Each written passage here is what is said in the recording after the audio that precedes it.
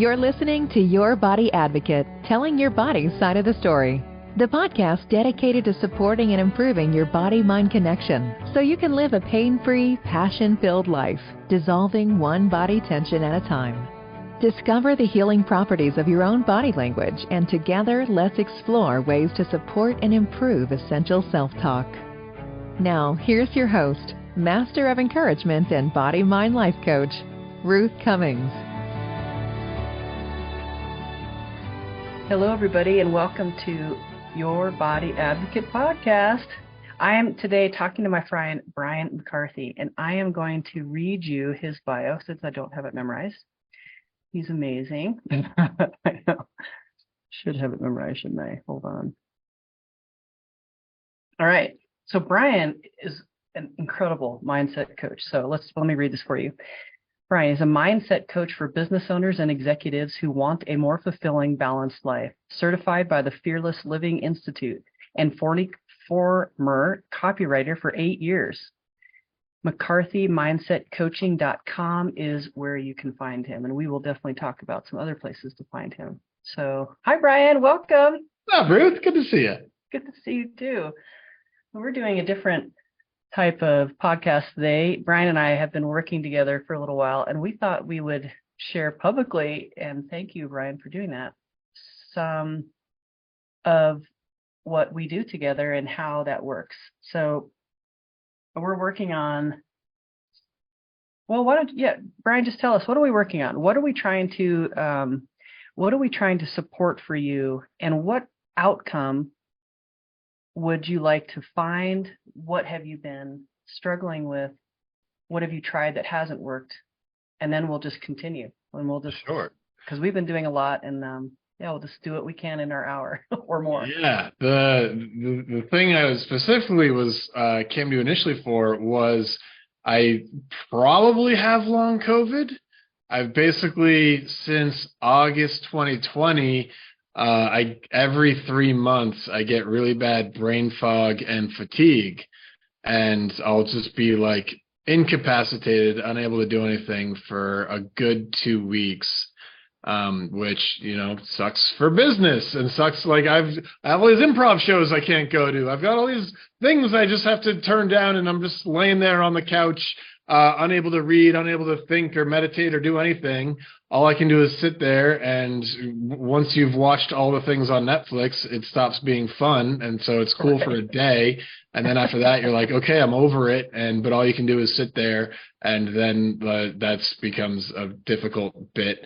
And I went to my doctor. I went to like one of the leading COVID hospitals in the country, and they just kind of threw their arms up. They're like, I don't know, there's not much you can do. But sorry. And a lot of my COVID tests were negative, so they're not even sure that it is long COVID. I'm just calling it that because it pretty much is, because it started when COVID happened. So take that. So they couldn't help me. And then I've heard all your stories of your magical healing powers, and this whole weird world of things being stored in the body, and how brains can help heal things and all this stuff. So I was like, let's give Ruth a go. She's done amazing stuff. All your stories were incredible. So I was very excited to take this angle and see what kind of help might come from it. Yeah, I love that. Just take that. It's long COVID. We don't know, and that's amazing. And it's so fun to work with you, Brian, because you're so willing, and I think you're really ready, and that's why I'm excited to pull back some more layers. And for people who are suffering with things that no one has the answers for, I just want to give you hope. There is hope out there, and it might not be me or the doctors that you're talking to, but somebody out there has some ideas for you that will be like, whoa, it just clicks, and it's really great when that happens. And I just want you to keep trying. And Brian he keeps trying, and we're still working on this, and it's been a couple months, but so Brian, just a little history also. We saw each other once at a mastermind, and then again in the same area of the United States. And then how were you feeling that first time that we talked?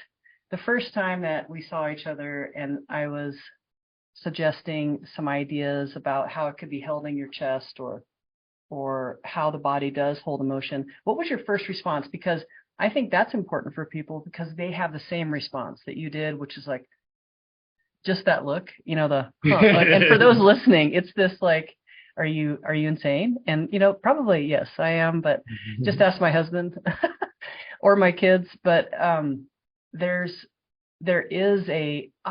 there's a connection between our body and our mind. And when we can't find the answers to these chronic issues, sometimes we can fit pieces together between those two communicating forces that find amazing results. So we meet. We had so much fun right away. There's a great picture of us laughing at that one mixer. I just love that picture. We're both just laughing so hard. It was so cute. And so I was like, well, why don't we try? Have you thought about how your body's responding? Yeah. And so I'd love to hear now, like, what do you think your response was? Because I remember your face. I mean, I think it being like maybe a little weird and out there, but also like I've heard so many stories of, like the placebo effect is a thing and a thing we don't seem to study that much or go into that much detail on, even though it seems really relevant. And I have heard enough stories of like, yes, psychosomatic illness. Again, that's a thing that we like, when I was taking psychology classes in college, we're like, that's a thing. And let's just kind of shrug it off because I don't know, it's kind of weird. Like it doesn't seem like it's that super studied and understood. But I know that these things are real and they're out there. And I think my understanding at the time was probably like, yeah, that's kind of weird, but maybe. Right. Okay. Yeah. See, the fact that you say, yeah, but maybe is so cool. Like that puts you in the next level of willingness. What I consider, like I always say, would you consider the possibility? And when people actually tell me I would not consider the possibility, then I realize that it's just not, it's not possible because just like the placebo effect, if the person doesn't, like, I forget that quote. I think it's by Roosevelt. I can't remember when they says, if you believe that, it's true. Like whatever, if you think you can't, you're right. That's the one. If you think you can't, you're right. And I see that, and having coached so many athletes through, over 30 years, if they don't think they can, then it's almost you just give up. And the same thing happens in our body. And so I was just excited that you were like, yeah, but maybe. That answers for me the possibility, that the possibility is there for you, and that makes a big difference. So I just wanted to kind of catch people up. Like, so we were working on some. Do you want to go through that story quickly? Let's do it. Yeah. So and your email is one of my favorites of all time. I haven't sent it to my email list yet, but you are an improv comedian, and it comes out, and it's so funny, it's so good, and it was a shocking night. It was a shocking. It was really healing. But I'd love tell me your side of it. All right, I'm giving everyone the full story. So I met Ruth at this mastermind, and I kept noticing Ruth would go off and do this little thing where she kind of like talks quietly to people and pokes at their chest and pokes at their back, and then they start crying. And then after they cry, they get really happy and they give Ruth a really big long hug and they go, "Oh my God, that was amazing. Thank you so much." And I saw Ruth do that again and again and again. And I've been to like workshops and things that I ended up crying and feeling great. And I was like, this looks like there's some kind of healing going on. I want a part of that. Ruth, can you do this to me? And she was like, sure. So then you did a little bit of it, like the last morning of it. And I don't know if we didn't quite have that much time, but it was like we were exploring, but weren't like nothing really was opening up. I wasn't crying. There wasn't too much happening. And I think you said something about like, oh, part of this like doesn't want to come out. You're not ready. And in my head, I'm like, I'm ready. What healing do you have for me? Let's go. But my body wasn't quite on board with it at the moment. No, true. So then a couple months later, we meet up again in a mastermind, and I've gotten, sick again in between that time, and that was the time, that sickness, maybe number 6 was when I was like, okay, this is ridiculous. This is stupid. Like, I've really got to do more here. And yeah, Ruth came top of mind for, next exploration. Let's see what Ruth's got for me here. So we met at that mastermind, and then we were on our way to dinner and getting into a cab when I think you brought up like, hey, so you've been sick, huh? And I was like, you read my mind. So we got into the back of the cab on the way to dinner. And I was like, all right, Ruth, give me your Ruth magic. Let's see what you got. And then you were like, so you start poking at my chest. And then you were like, tell me about what you missed when you were a kid. And I was like, what? That's got nothing to do with health. What are we talking about? Fine. So I start talking about and talking about like missing certain things with my family, and like this, great things about growing up that kind of like faded and stopped, and started to feel getting really emotional. And then the Lyft or whatever it was arrived at the restaurant, but we could tell something was happening. Like my body was buzzing. I was like, just feeling really in whatever was going on in my body. Like something was happening. It was just clear. Like we got like, and I was like, I don't want this to stop. Well, like if we're going to break something open, let's break it open. And you were willing and gracious enough to continue the work. So we went off to a little corner. We had like 25 friends in the mastermind all having dinner together, having a great time. And we just get a little booth right by the hostess section, and you just keep poking and you keep asking questions. and I just had this massive breakthrough of realizing like that I never let myself grieve my parents' divorce, which happened when I was about 15. Like, everyone else in my family was sad, and I kind of saw myself as like, well, I can't get sad too because everyone else is, and that's too much. And then like, oh, well, everyone else is, mad at this person for this happening. And I want to be like kind of the one person that's there for them. And, so basically I didn't process that. And like, it was all coming up. Like, it was just such big waves of, energy and emotion. Like, I remember my left arm just like went numb. My fingers were seized and I couldn't even move them. They was like super tight and clammy.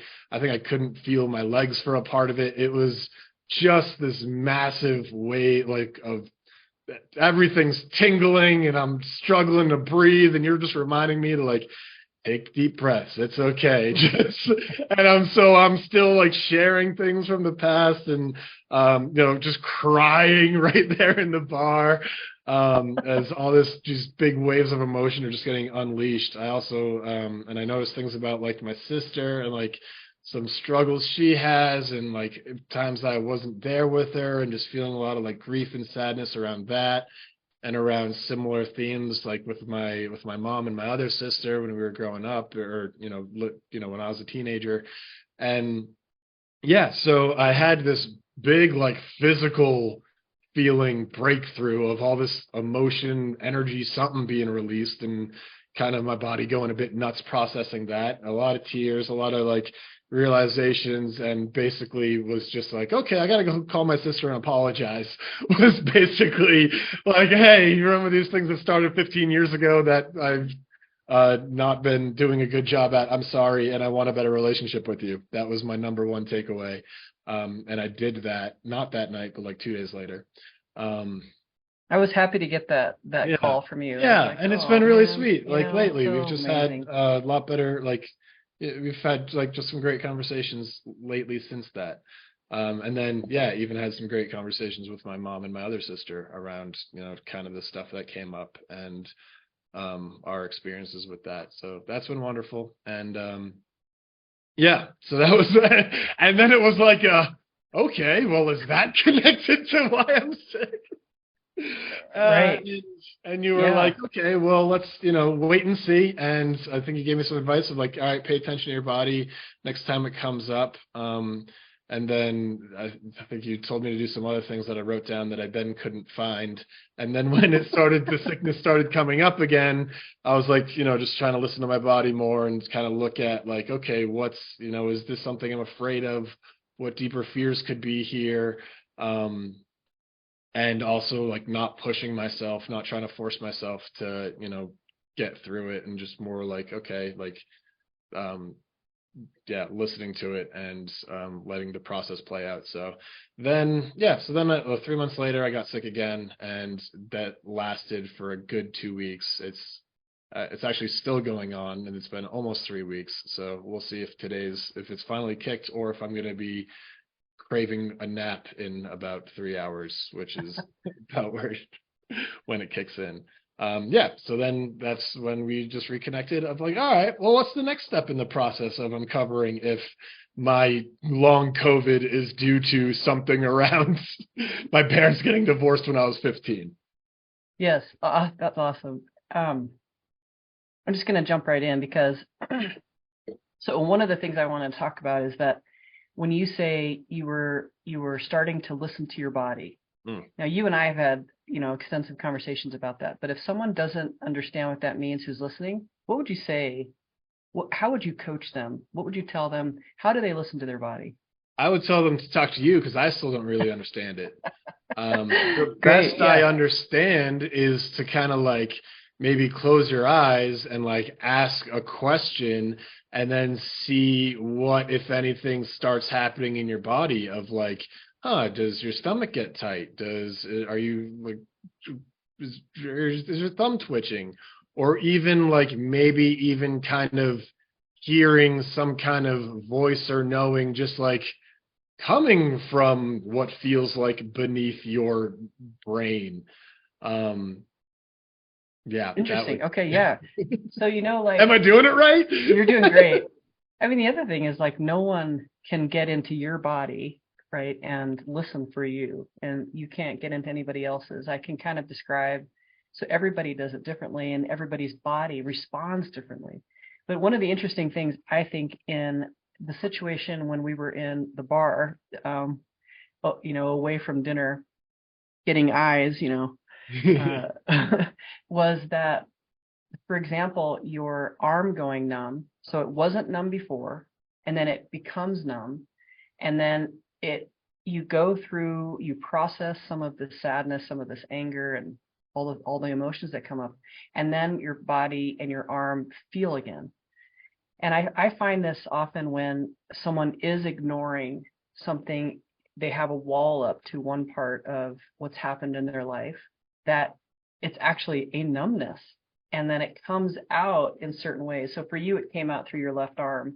Other people can come out in different parts of their body, their face, around their tooth, their tongue, different. I've seen all kinds of things. I've even seen Bell's palsy happen for a few hours. It was bizarre. Like, it happened only for about 2 or 3 hours, and then she processed what she was dealing with, and it went away. I mean, we weren't sure if the Bell's palsy was going to go away, and I did have the help of an acupuncturist as well. But it was amazing to see that it just went whoop, right back. Her smile was back to normal, and it was very interesting. And I think that there's just so much about the brain and the spirit and soul that we just don't understand. And I'm trying to bring some awareness of how to bring that all together. And so listening, you're doing great, Brian, is what I want. Is my short of that is to say, yeah, you're doing great. And I wanted to continue, because my suggestion is, because this is coming up every 3 months, there's a cycle. There's a lot of cycles that are 3 months long, that are 12 weeks long. And so my coaching to you was to say, all right, look at other things in your life, in your past, that were 3 months long, And it could be like sometimes a semester is about 3 months long. So one semester, the 12 weeks is a huge cycle in a lot of things. In astrology, it's in the Bible, it's a big deal. A lot of things happen in 3 months and 12 weeks. And so I think that if you can find, because the timing is now not random. The timing six times in a row that's not random, and that's definitely chronic now. And so what's happening in those 3 months? Some of your cells totally recreate themselves in 3 months. There's a lot of things. So and because I have touched the areas of your body that I know hold emotion and that they were numb, some of them were numb on your chest, and then they did start feeling. When I first worked on you the first time, when I recognized that your body wasn't ready, and your mind's like, wait, no, go. That's a very common response where people will come in and they'll say, just go as hard as you can. And I'm like, it even scares me. I'm like, whoa, I don't have any hammers. And they're like, you don't? Actually, I do have a hammer, because sometimes there's some like calf cramps, your calf cramps, like there's sometimes you have to have like a really heavy almost mallet to help that get out. But my point is that type of hardness against it is a very common response when the mind is really ready and frustrated and just can't figure it out. And the mind is like, just do this. And there's this kind of impatience and harshness and lack of willingness to take it layer at a time. And then if we can bring that back to let's instead of make it like this, to internalize those detective skills of our own body. So when I say listen and you say, oh yeah, I was asking and seeing if my body responded. So I really want to hone in on our own detective skills of our own body. So my coaching again was to do some journaling on anything that you could remember that was 3 months long, and I also believe that this is the same timing as the divorce and things with your sister. So that's my take on it. And so now I'm curious about, how did it go? Because you did a lot of journaling, and what did you discover? Yes, I journaled this morning for about 40 minutes, using some of the prompts you gave me, and took about 3 pages. So first, I'll tell you about the process, which was like, like I'm journaling questions that I'm kind of asking my body. So I found this weird thing going between like my brain and then like checking in, does my body have an answer? And then what kind of ended up happening was it felt like I would just like give the pen over for a little bit to my body. Like that's what it felt like, where I was like asking a question and then I'm like, okay, some answer kind of feels like it's coming out. I'm just going to let that happen. I don't know if I'm just making this up or if this is like actually my body doing a thing and like communicating with me. So it was this weird kind of thing of almost like, me and my body take, like, I guess my conscious brain and my body taking turns with the pencil talking to each other. That's what it felt like. That's a nice process, Brian. So incredibly, I love how you just described it. I'll continue. Go ahead. Sorry. Yeah. So that was wild. And even as I'm doing it afterwards, just being like, okay, this is a thing, I guess. And then what I was going to say, that's very good, because there is, and we are taught, especially in American culture, to separate those two. So we separate, we force things, and we separate feeling what our body's trying to say.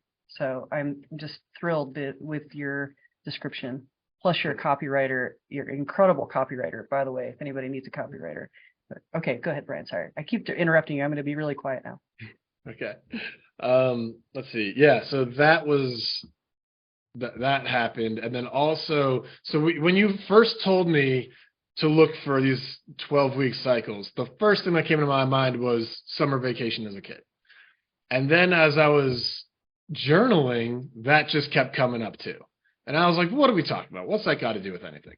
And so basically the highlights that I got from this conversation, pen paling I was doing with my body, was like a fear of being too much me, right? Like it starts like kind of when you're a little kid, it's like, oh, that's too much or too loud, too much. You got to like tamper it down. You got to, you know, mom needs a nap, dad's busy, like just chill.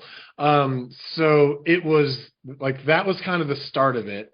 And then I think it connected to my parents' divorce, because what I found myself writing was I can't express my anger towards my dad in the situation, because what if he leaves me too? And even now I'm like feeling a little choked up saying that. And it's also very surprising because like I'd never remember that being a conscious thought. Like at that time I wasn't afraid. Like I didn't consciously think that would happen. But then yeah, I found myself writing that and kind of feeling emotional around that. So I was like, oh, that might be part of this. Of if I'm too much of myself, then I'm expressing my anger, and then my dad's going to leave me too.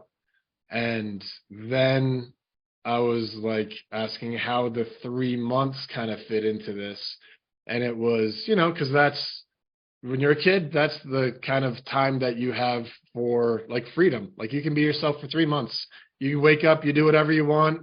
And, you know, I'm rollerblading with my kid friend and jumping on the trampoline and all the great things. And then it's like 3 months. Okay. And now you got to shut it all down, be a good little student, all that kind of stuff. And it just, yeah, so it was just kind of like my body's just telling me like 3 months is what I can do being like that's what you can do for being yourself. And the other interesting thing about this of like the expressing yourself, the sickness. I just want to say something. I'm noticing that your throat is you're clearing your throat. And I also just wanted to point out that are you breathing when you're talking about your dad? Probably not.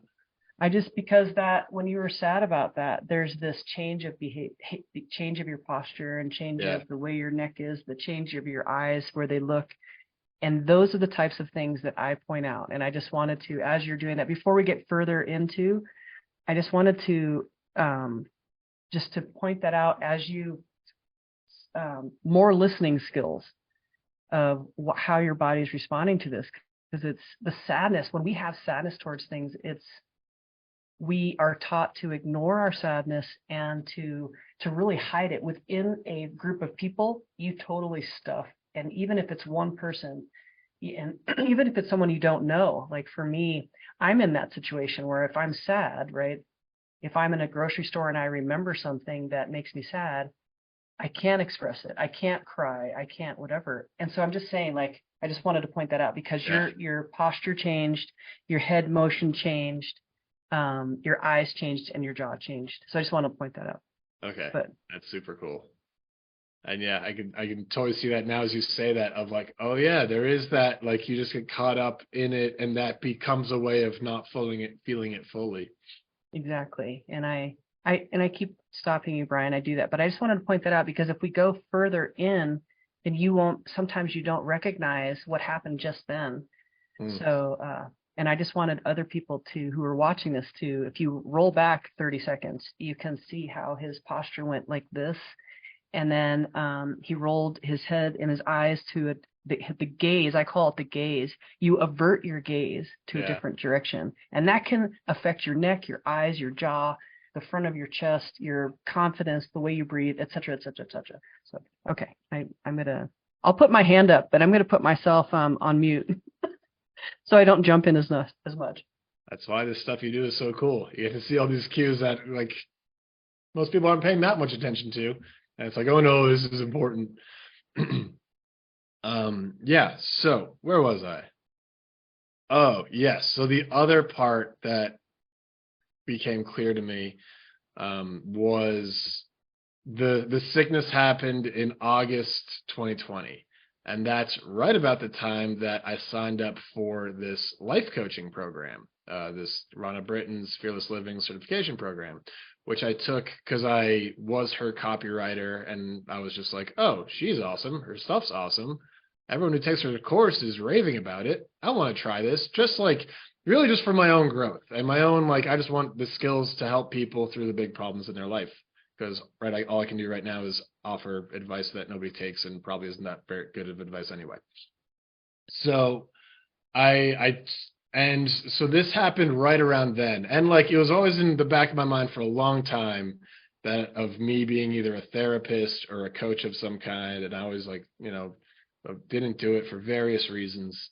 And so the fact that I was now kind of stepping into this thing that's been like knocking at the back of my mind for a good 15 years or so, and is very much feels like this true expression of who I am and what I'm here to do, and in this role that is very much about just like bringing myself fully to my clients and out onto the world and like admitting to the world I'm a mindset coach. That was a whole thing to go to.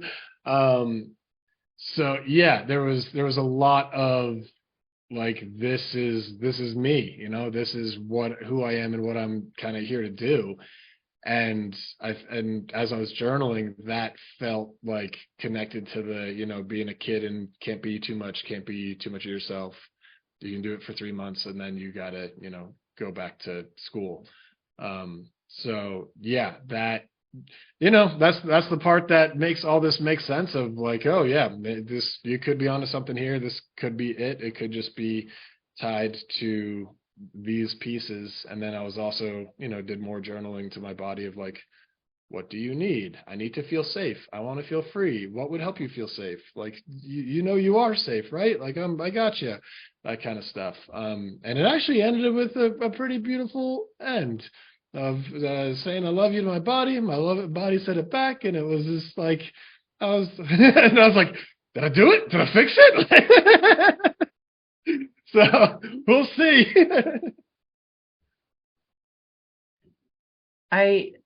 I love that, and the journal prompts about safety are so important because that is, I think, the key to the healing the conversation between the body and the mind, because the body at some point didn't feel like you were respecting it in some manner, and the mind we have such a way of just plowing through. And so the safety issues. Yeah. So what came up around safety else? What do you remember anything else that came up around safety or lack thereof or trust? Those are big words. It's not safe to express myself or express myself for too long or to be too much of myself. I think there's also a little bit of, my body's saying like it's too much. If I am, it's too much for me. And I was kind of like, is it? Like, you can only handle so much like love and happiness and joy. Are you sure? And it was like, okay, I could do more. But that was all I can remember of it coming up really around like self-expression and really being more fully myself. So the statement of you're too much of yourself. What will happen if you are too much of yourself? Bothering people, being rejected, not being wanted, being alone. Okay. And what part of your expression brings that up? What part of my expression? What type of communication or body language, or how are you in the world? Too loud? Do you laugh too loud? Do you move too fast? Those types of things. What type of expression? So if each of one of those was an expression, if you're like, like, oh, that's really funny, kind of gregarious, I guess that would be considered. Or if you're, what type of expression is too much. Like so it can't be everything. So your mind probably is seeing one or two that just go, oh, I better not do that. Are there any of those that come up? Yeah, being too loud and following the things that I'm interested in. Wow. Okay. What are you interested in that's going to be that will reject your loved ones?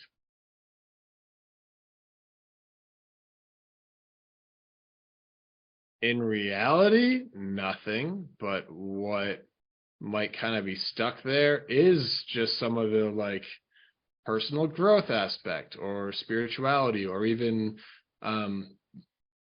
coming to that's been like a bit of a thing recently, of coming to terms with my nerdy hobbies and sharing that with people, which has actually gone great. So that stuff used to be there, so it's and when were you rejected at one point? Oh yeah, for a long time. Okay, for those hobbies, and for those, you said being too loud, and for your nerdy hobbies. Okay. Yeah, or just like saying what I'm thinking, or just like kind of sharing whatever's going on with me. It just feels like more of a just expressing myself is just like, keep it down, Brian. Yeah. Okay, so like you said, also like religious beliefs. So if you came up with some ideas and you were just you were exploring some ideas, like, wow, this is interesting. What if God did this? Or what if and those were not allowed. Is that correct? Is that kind of am I saying that right? Like when, like as a kid growing up, or now? Yeah, definitely as a kid. I mean, now I know that you are much better at self-expression. You're so good at it. And I think that this is part of your journey, is that you've learned to express yourself, and you've learned to hear others and express what they're trying to say. And I think this is what you were going through. Part of what you were going through in your journey is to be able to do that for people. But I think also when we're rejected like that, there's a way that we start to unravel that thought process to make it not get you rejected. But in the process, it also sticks itself in the body. So, for example, you like a nerdy hobby, and so the first reaction, so you don't want to be rejected, is like this. You immediately stop everything, and the jaw gets tight.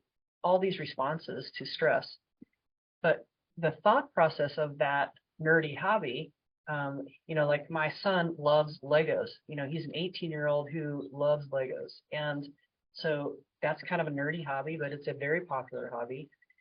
And so you hide it, you avert that thought process, you avert the actual reality or the truth behind it. And so there's a lot of things when we hold truth, our jaw gets really tight.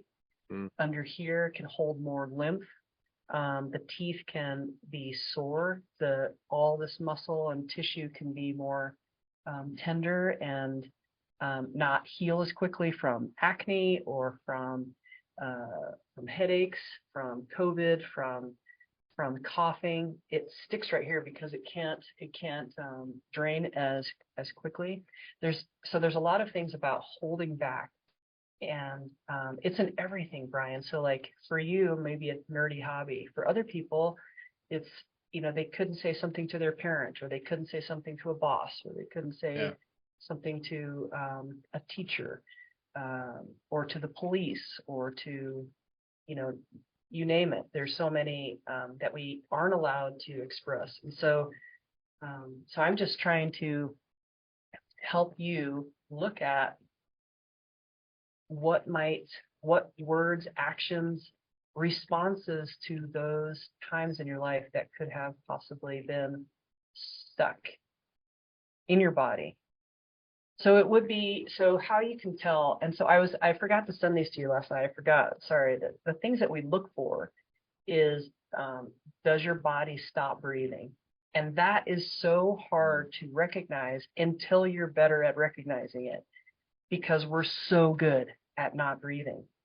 That's definitely one of the first responses, is we want to stay really quiet. We don't want to seem at all stressed, right? Like if you go, that, though that gets you a lot of breath, that also looks weak.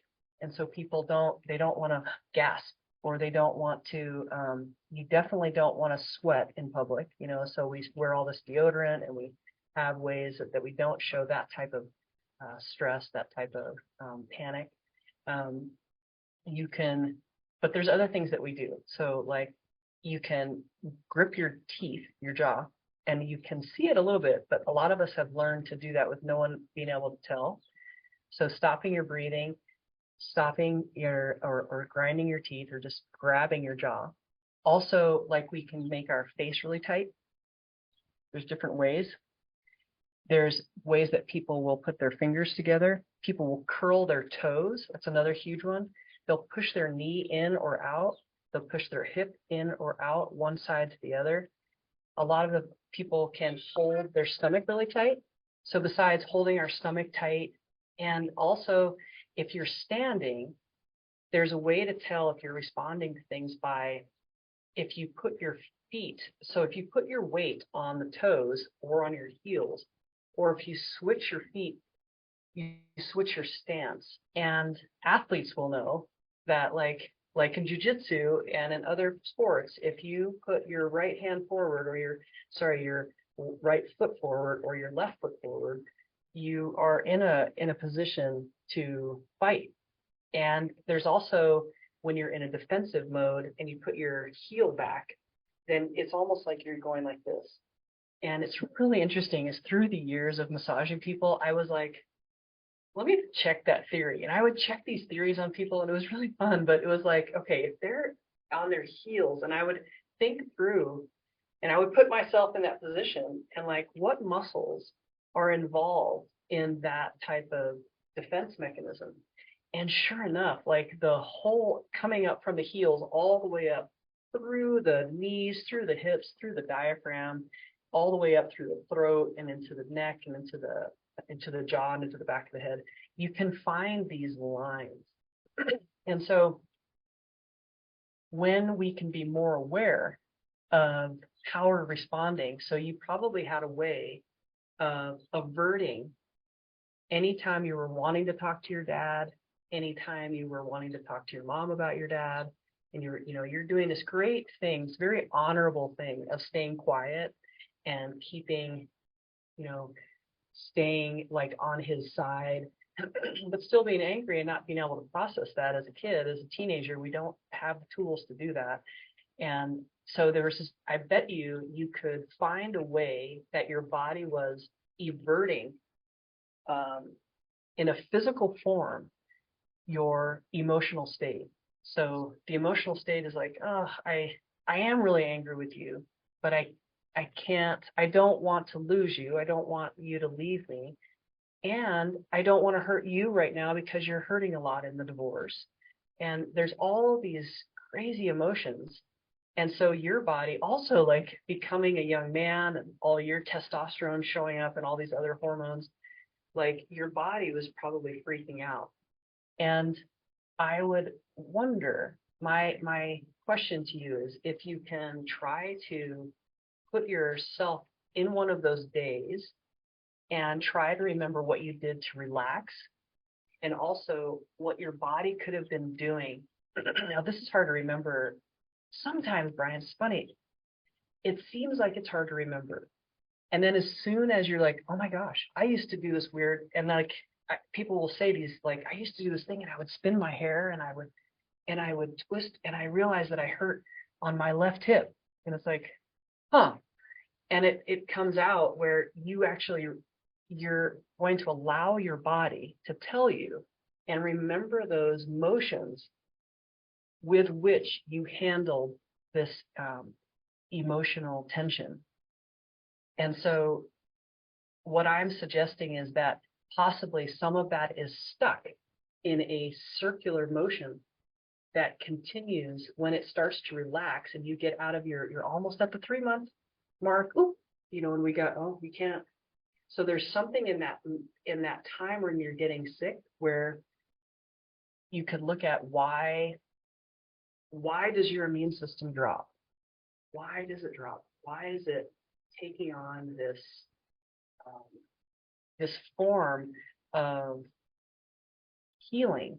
Where we were talking about this yesterday, is there's many times where the body, that I have noticed in the thousands and tens of thousands of people I've worked with, that there's a time where feeling sick is way safer than actually working on and figuring out and opening up the Pandora's box of why you might be getting sick. So people finally get frustrated, but sometimes people don't even recognize that every 3 months they're getting sick, or every 6 months, my son gets sick every last week of school.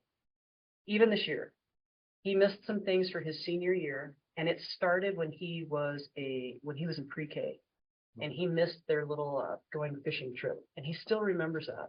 And it's the same cold. He gets this earache, headache, and like 101 fever every May. It's like May 15th every time. And it's an interesting way that our body responds to what type of tension. He's responding to, I'm not going to see my friends anymore. I'm very sad about that, but I'm not going to cry.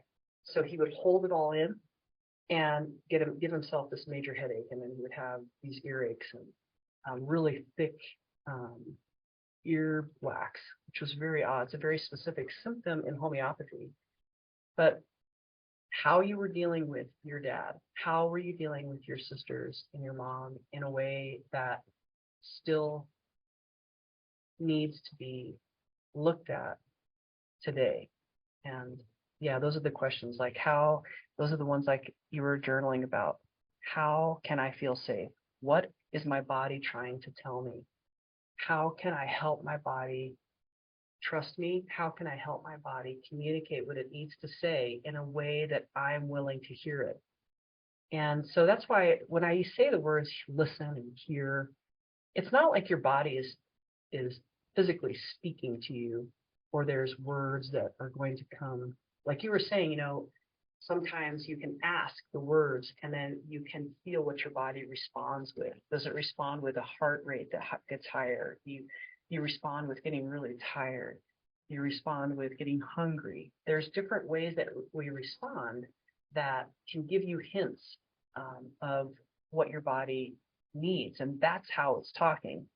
So that communication of body language through body to mind is something that I've just seen missing in so many people, even that I work with a lot of monastics. I work with people who meditate for 12 to 18 hours daily for years, decades, and they still have a block between what I'm thinking and what I'm feeling, and how can I put those together so that I can be this most powerful leader, this most powerful mom, teacher, business person, etc. I love your smile too, Brian. You're amazing. But I was talking too much. So tell me more about, is that where you ended your journaling? Yes. Okay. And we really didn't have much time to prepare for this, but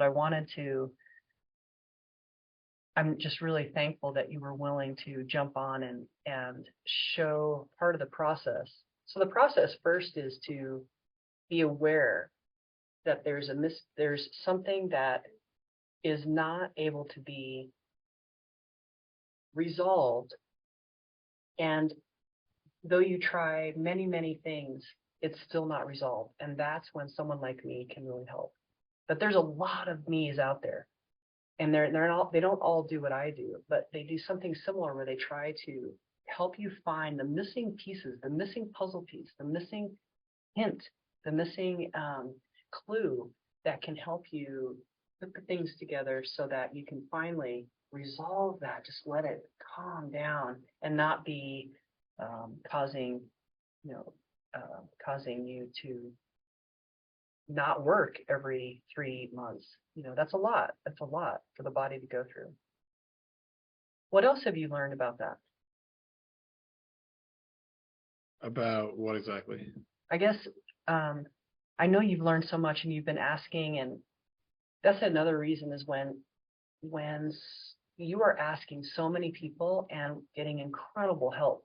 You're surrounded by some incredible healers right now, and because you are so open and willing and aware of the lack of well, not just the lack's a bad word. So like I would say the that the fact that it's not resolving, that it continues in this pattern, that another thing that comes up for me for you is that you have more to learn around this. And I told this to you yesterday, is where often I see this when people are about to become the helper of others in this area, then you go through it yourself and you're able to really understand it because you've gone through it in your own body. Because like you and I have talked about before, this is quite hard to explain. And it's not easy to explain in a few words. Like you can explain it, in 100 words. But when people say, hey, tell me what you do in 5 words or 8 words or less, like this is, it's deep and it's very personal. And, not everybody's been through divorce. Not everybody has a sister. Not everybody does improv. Like everybody has their own puzzle pieces to put together, and some are much more serious than others. And I just think there's so much we don't know about the body and the brain and what's around us spiritually. And I'm just so fascinated by it. I feel like I'm a kindergartner every day and trying to give a little bit of information of what I've learned, but there's so much more out there. And I'm so excited to learn more and more. And I listen to a lot of people on YouTube or read things and all the time to learn more. I would love to do a CT scan on people that I'm working on, and do a CT before and do a CT after, and to see if we can change some behaviors in their brain. That'd be really cool. And I haven't had the time to pursue that, but I am about to be an empty nester, and so that's definitely on the top, one of the highlights of my list. So yeah, well, it's a cool data to get. Yeah. So what's your next steps now? Well, one was to ask you, because a minute ago, or a couple minutes ago, you mentioned like my next steps being like to understand why my body is shutting down. But I'm like, but didn't I just do that? And didn't I figure out it's okay, Brian, too much Brian, got to shut it down.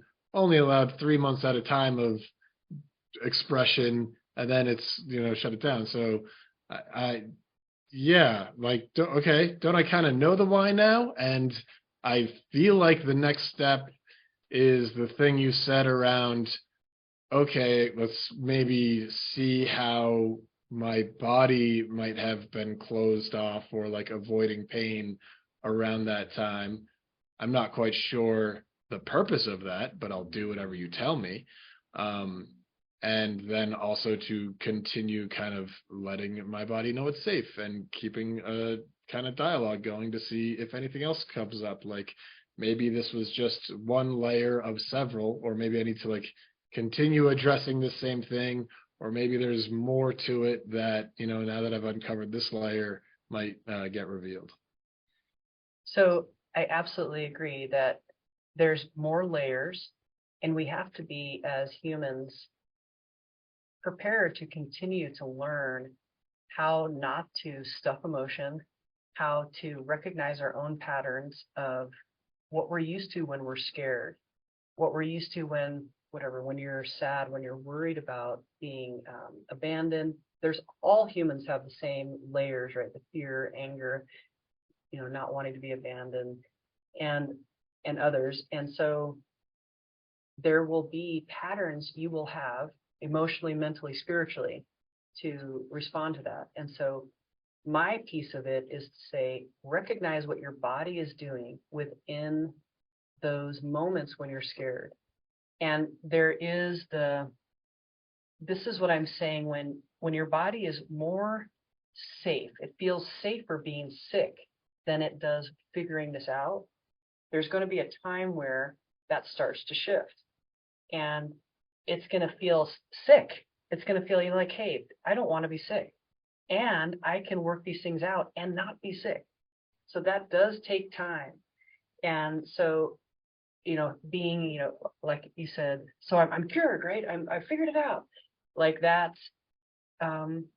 I would challenge that theory, and I think that you probably have to go through it a little bit more, and it's going to be less sickness until you recognize that I don't need sickness. I don't need to be sick. I have a strong immune system, and it's okay for me to figure out and to be as strong and an amazing Brian as I can. And when that happens, then this conversation is going to be like a distant memory. And like, I used to get sick is kind of the response for the rest of your life. Like, and then you go, you know what? I used to get sick and I can help you. And then you turn it into a way of helping others. But that's Brian, in my opinion, how it's going to, how it's going to play out, where there's more layers. And here's another thing is like, we get scared, right? So again, so your body being more comfortable being sick than being powerful, just like me, like we were talking about how I'm going through that. Like I keep coming up with different niches or, different people I'm supposed to help or whatever I come up with, because I also am avoiding that responsibility really, and that success and that failure. So there's ways that we respond to that. So in your lifetime, when you get sick, after you get this resolved and you're like, okay, I feel like I have this under control. Then years later, like if you get sick in the same way, you're going to have to, you don't have to, but you could consider the possibility of looking at, what am I afraid of? Why? Because my body's been responding to fear in a way that makes me feel under the weather. And so you want to stop that pattern and instead give ourselves other patterns. For me, like it feels like I've swallowed a hair, like, and it's really hard for me. So I have my own patterns of dealing with my fears, and they're very detrimental to like public speaking, which I'm about to do, right? So like, it could be very detrimental to start coughing or to start, like the self-sabotage, that if you can recognize, that's the listening part, the awareness of how you respond to your fears is what solves these problems. And I don't want to call them problems. I want to call them communications. This is what solves, your body is asking for a result, to resolve them. And we ignore it and we just keep getting sick. I ignore it and I just keep coughing, or I keep, doing whatever I'm doing. Yeah. And I think that if I use it as a barometer. So for example, when a pro athlete comes in and they're not doing what they're supposed to be doing, one of my favorites is quarterback, he's unable to roll to the left. And until he looks at the fear of why his left foot won't take off. So there's this fear of success, fear of failure. I might look bad. My parents might be mad at me. I might be off the team. Whatever the issues are for him, until that gets resolved, that foot is going to drag when he rolls to the left. Same thing for us. It's business related, and so interesting. Business related is the word that I get stuck on. So I just think it's a fascinating subject, and could talk about it obviously all day. What is the value when you mentioned like, okay, now think back to when you were 15 and like how your body would kind of like respond to these emotions and kind of like protect myself from the pain, and like what my body would be doing in those instances. What does me exploring that do? So that exploring, what happens in the exploration of old body patterns is that sometimes an aha moment will show up where your knee twists and you're like, whoa, I used to do that when I was 15. And then you'll recognize, that's what I mean. Like, so that's something that is very hard to recognize in yourself, is how you twist when you're angry, how you twist when you're feeling unsupported, when you're feeling unsafe in a relationship, when you're feeling like you're going to lose your dad. There's a way that your entire body will respond. And what happens is that fascia, or that tissue around those joints, it sometimes has not given up that tension. Sometimes like those, it's such a fascinating type of tissue. The fascia can get really, really hard, and it can, and then it just wreaks havoc. So for you with this COVID thing, I would look at the tissues around the top torso, and how that affects your breathing, how that affects your twisting. Here's another one for you. Any type of fighter, you're doing jujitsu and other types of any type of fighting, there's a way that you can see what your range of motion is with your chest, because our rib cage twists when we're in distress. So, it's such a cool part of our body, but it can twist. And then I find bodies will come in and it's twisted, and that's how they live their life, and they're like, what? I don't understand why my shoulder blade is on fire all the time. And when we can push that back, then they don't have the shoulder pain. The problem is, if they haven't resolved the issue that created that, and it's a chronic problem, if you just resolve the issue and that's all it was, like this muscle was sore, and then they never need to see me again, or that won't come back. If it's chronic, then it just goes back in that area. So that's what's happening with your body. Somehow your body is having this reaction, and it's either probably in your lungs, in your, I don't know, that I would have to do a little bit more body work on you. We could look at your rib cage and to see, because if your rib cage is twisted, your lungs work differently, your heart works differently, and it's sometimes more stressed, or sometimes pulling on different capillaries or blood vessels, that when it's relaxed, it has much more energy. So though that seems very, it's hard to do that on yourself, and it seems very complicated. Actually, it only takes a little bit. And then what I'm trying to do is, when I hold people's body where it should be, and then ask them the questions I've been asking you, and their body will go, it'll try to move back. And we talk about these questions when I'm holding it in place, and it will, oftentimes, probably 80%, it will say, they'll recognize why it's doing that.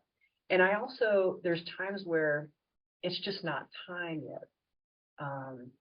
It's just too deep, or it's too painful, or it's too scary. And forcing it is the opposite of what should happen. So that's just another side note. You can't force this. You do have to allow it to have its own dance. Does that make sense? So another long answer. It does. And you both brought up and answered questions as you were talking, because I was going to ask, like, I did yoga for about a 2-year period very regularly, and I really enjoyed yin yoga.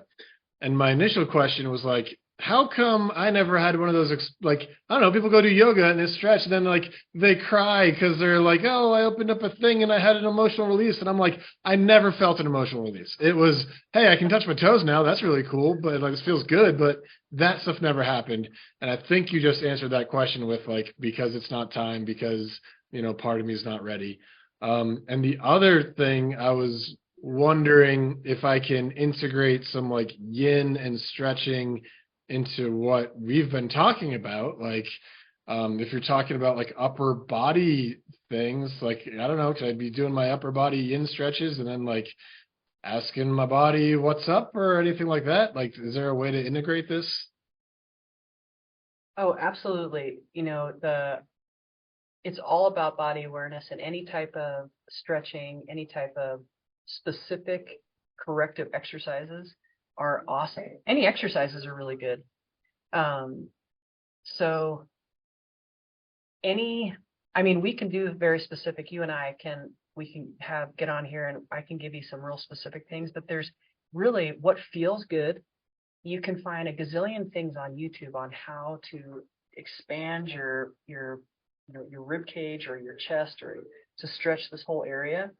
But I can come up with very specific ones for people. And not only, there's usually a line, not just in the area that we concentrate on, but it will go all the way down to your feet, and it will come all the way till sometimes into the head fascia and muscles, but definitely to the end of the top of the neck and the occiput, like right where the skull meets the head, the skull meets the neck.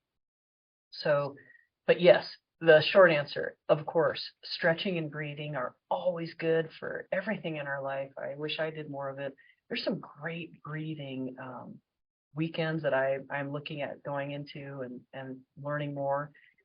We hold so much, so breathing is really helpful. Yeah. There's another long answer. Cool. Yeah. And I like that point you made earlier of like kind of noticing, like, I think I do notice myself like, oh, I haven't breathed in a while, but I won't really go into like, and why, and what just happened moments before that. That's like, what's going on exactly. And that could be a valuable thing to explore. I mean, body awareness takes energy. It takes focus and it takes discipline, and we can't be aware of our body all the time. And we're all going to slouch, and we're all going to have our little patterns of, I call it like we're pouting at ourselves. And we all do that. So being self-aware all the time, it's impossible, but to try, that's what we just need to try. Like being kind to ourselves so that we can be kind to others.